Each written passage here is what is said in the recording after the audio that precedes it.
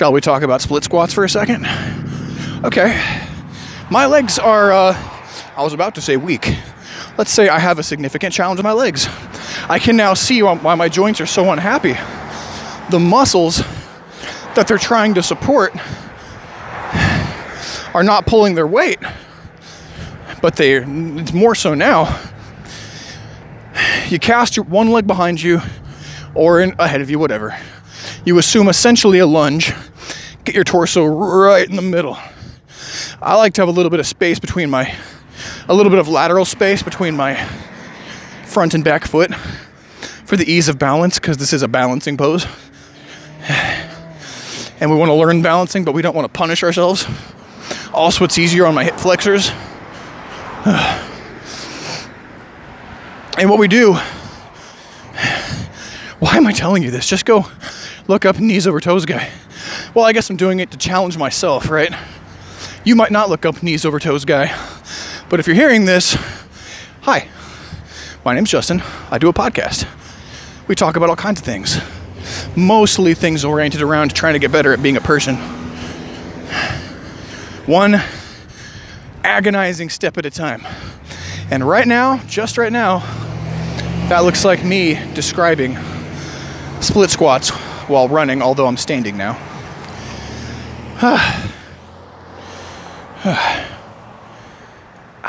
Keep the phone level. Here we go. All right. What was I getting to? Oh yeah, split squats. Okay, so your torso's in the middle, you got a foot ahead and a foot behind. Both legs are more or less straight, I guess.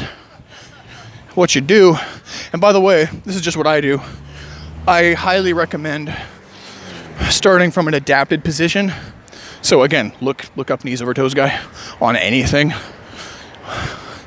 And you'll see better ways of doing this that will meet you more halfway. It just so happened that I lucked into my level of proficiency with no weights, but also no adaptations on split squats. I can do them without knee pain. That's great. However, the actual motion is you bend your front knee and you squat down into that knee. You squat down into that leg until your hamstring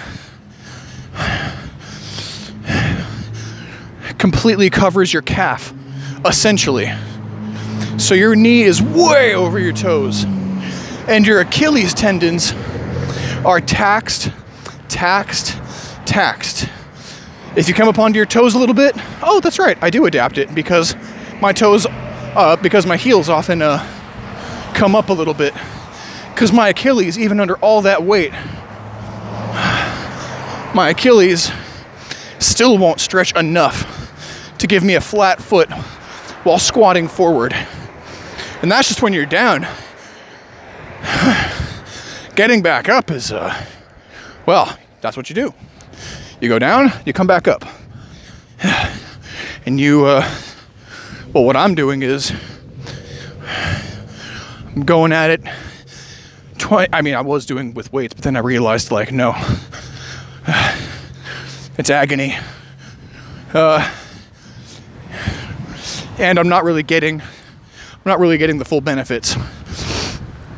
I need to start from a simpler position. So anyway, so you go down, you come up.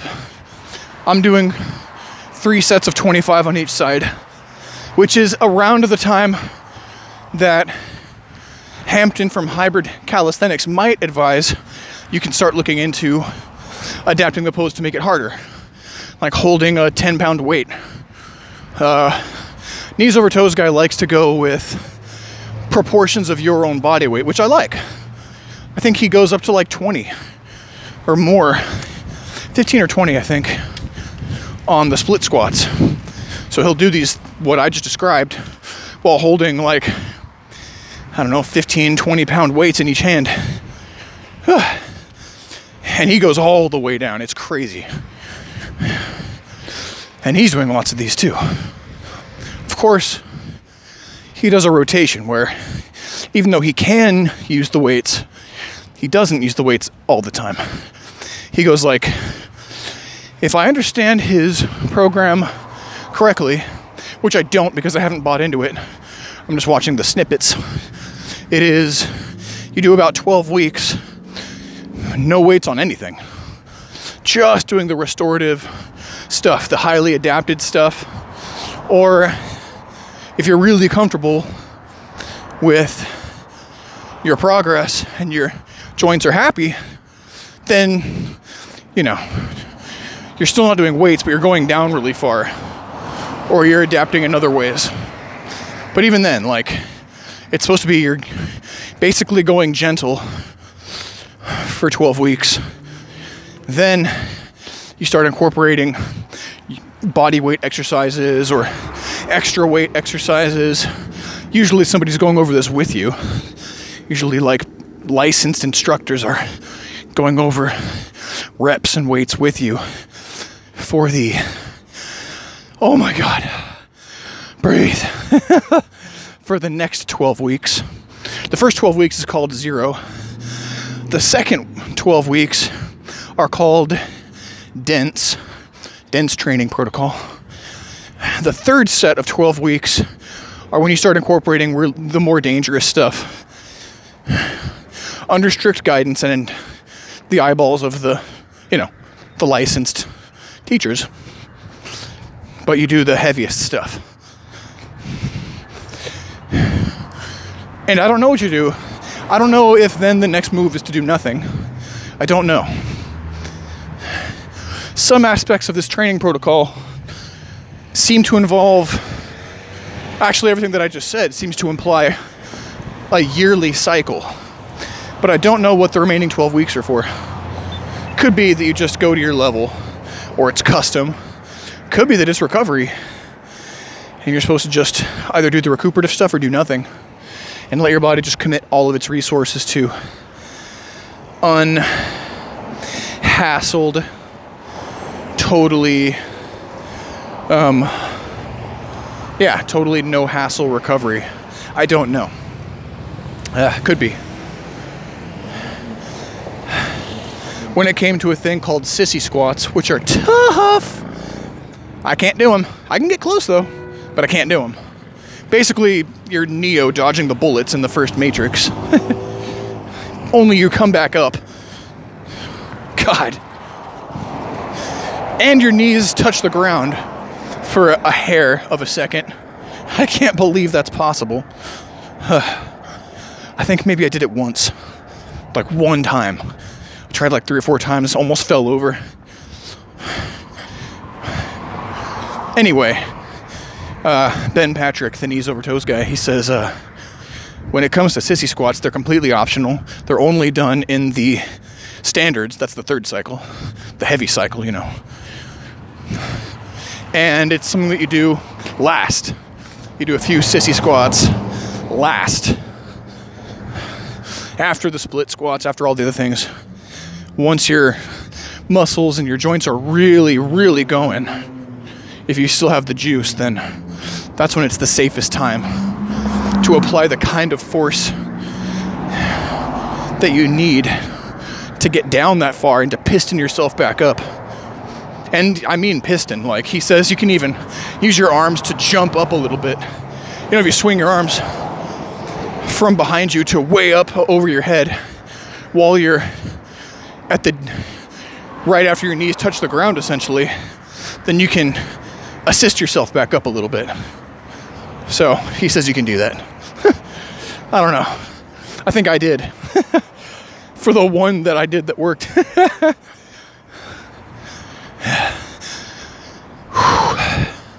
It's funny, they're called sissy squats, but they're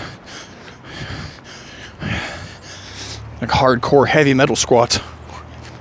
I can't believe that people can do them.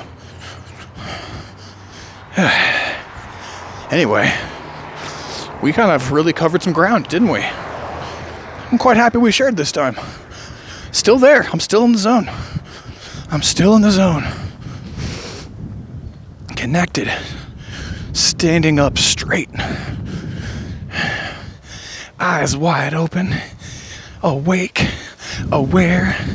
Deeply breathing. I just stole lyrics from Sour Grapes, a Pussifer song. No homework on that one, though. Not yet.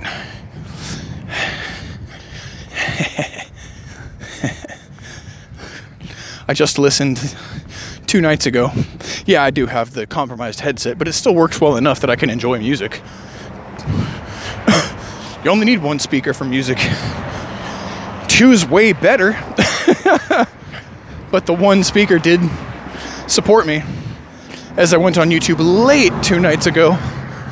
And the last thing that I watched was a recent live recorded concert where Massive Attack, we'll talk about them, because I'm a novice and I don't know them very well, but I love them. Massive Attack played one of their most popular songs, Teardrop. Oh, it's so nice. I'm sure we'll talk about that at some point too. Why did I bring that up? I guess I'm just thinking in music right now. I like music. Whew. Oh man, you know what? I was toying around with a notion. We're not going to get to it today, most likely. We don't have much time left. But coming up, I want to dedicate an episode at least to talking about dreams. Not the dreams of like the dream journals and that kind of thing. Yeah, I've already talked about the fact that we're going to be going over dreams because I've got some cool ones that are exciting and fun. Shit, last night I dreamt I was a video game character infiltrating a cabal of sociopaths within the heart of like a demon army. And I had to go because they were about to learn that the civilization that I was espousing and that I was a part of was completely unprepared to fight them. And so there was this moment, just at the moment that these undead, savage demon creatures became aware of the existence of my people, I just happened to have strayed into their territory, deep into their territory, and I was heavily armed with like a big-ass sword that I just found, an old sword that I was using for lighter work and battle, and like a sewer pipe. And I found like a shrine at the heart of the cabal of the army of darkness, which is funny because the temple grounds and structures were mostly white stone, mostly white structures, and it was icy cold. And and I had my chance. I did some sabotage. I found a shrine at the heart of the ceremonial chambers, and it happened to be like a one-off 5-second period of time where nobody was around. I could hear demonic clergy council gathering noises like talk and worship and sacrifice talk and, you know, demonic voices and stuff in chambers right next to me. But I happened to have strayed into completely accidentally and unscathed, straight into the heart of their religious infrastructure. So guess what I did? I took my blade and my pipe and my other blade, and there was a membrane that I pierced with my weapons, on the other side of which were a number of demonic artifacts, like some weirdly shaped organ-looking fruit that were like, I don't know, harbingers of the apocalypse or something. I don't fucking know. But they were hearts of darkness for sure. And I pummeled them. And I woke up after pummeling these things, retreating, and then just going to town, going ham on more of their infrastructure, more shrines, more altars, as I beat my retreat, as they became aware of me. So I guess we did just talk about dreams. But what I was talking about was goals, like bucket list stuff. I want to spend an episode just going over bucket list stuff. God, the places we go. That's delightful. It was such a good dream. My muscles were burning in my dream because I was using that big sword to hack boxes and crates full of religious memorabilia apart as I awoke. And I was just like, wow. Whew. And then I was like, oh my God, it's 11 o'clock. Get the hell up. Which I did. Anyway, yeah.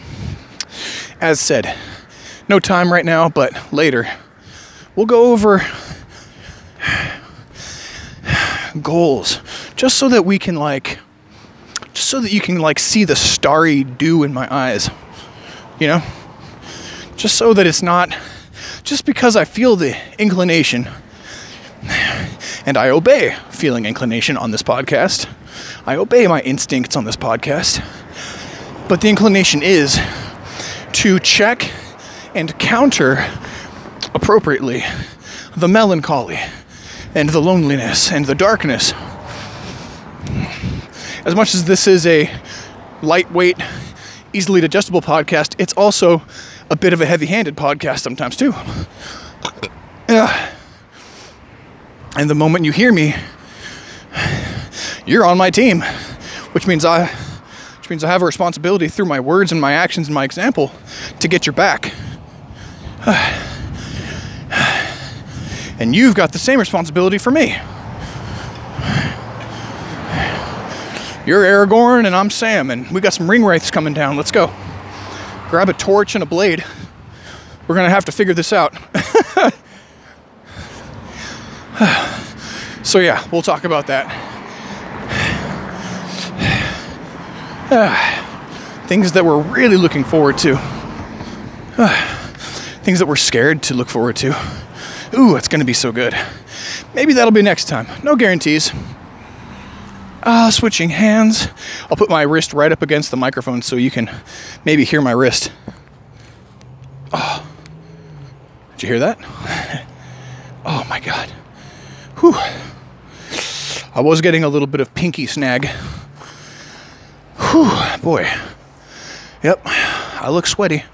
Oh God. Oh yeah. Whew. Yeah, look at that sky. Yeah, look at those trucks passing and look at them weeds growing. Look at them rocks rocking.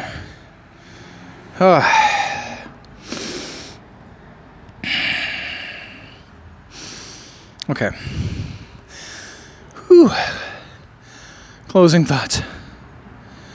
I'm reminded that one of the early outros that was so good from the test series was when I got back to the parking lot of the house that I'm in. I accidentally dropped my phone screen downward onto the sharp-ass rocks of the driveway and cracked the screen in a bunch of places. And the last thing that you could hear on that episode, if I had ever aired it, was oh, and a bunch of pummeling sounds. Not this time. This time we're cool. Firm grip. Gentle but firm. Let's pull you on. Let's look at these hedges again. Oh God. Where we began. Customary knee pop. Oh God. How'd you like that? We did a different thing. Ooh, 125. Okay. So if I get the hell out of my own way and wrap this thing up quickly, this can be a 3-parter, not a 4-parter, or something like that. So let's do it. This has been Ride Along with Throne Man, episode 23. I'm your host, Mucus Larry. And I hope that you tip your mailmen. And I hope that you skinny dip with fervor in the twilight of your next pagan fit. And may God be with you. How about that? Now let's take 3 heretical breaths. I'll put you at eye level. In fact, I'll put the screen right up against my eyes so I can no longer see what the hell I'm looking at. As long as I don't hit the record button or the stop button or anything, we're fine. My nose is touching the screen. Hello. Boop. It's like I'm poking you on Facebook. Is that a thing still? I don't know. Jesus. Okay. 3 breaths starting now. With good posture, remember.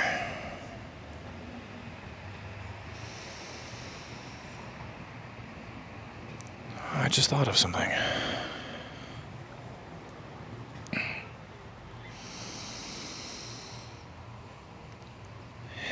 And 3. I just thought of something. Would you like to do a Wim Hof breathing episode with me? I'll do it. Maybe that can be the face reveal, so you can see my body as I do it. Because I have a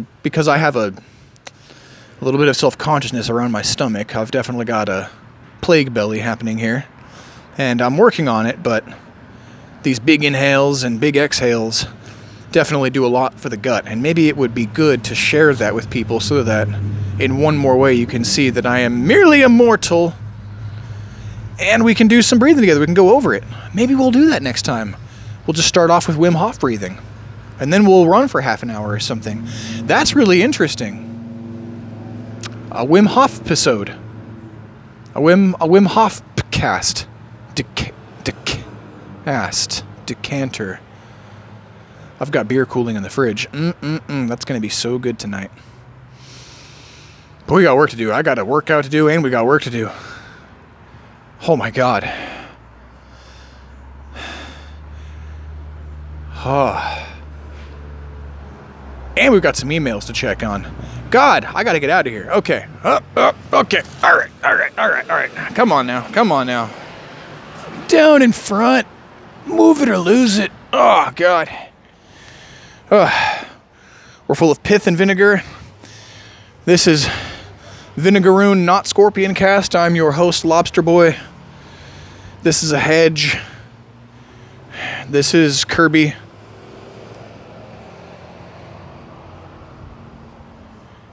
This also is Kirby. Both of them are the pink ones. And we are signing out.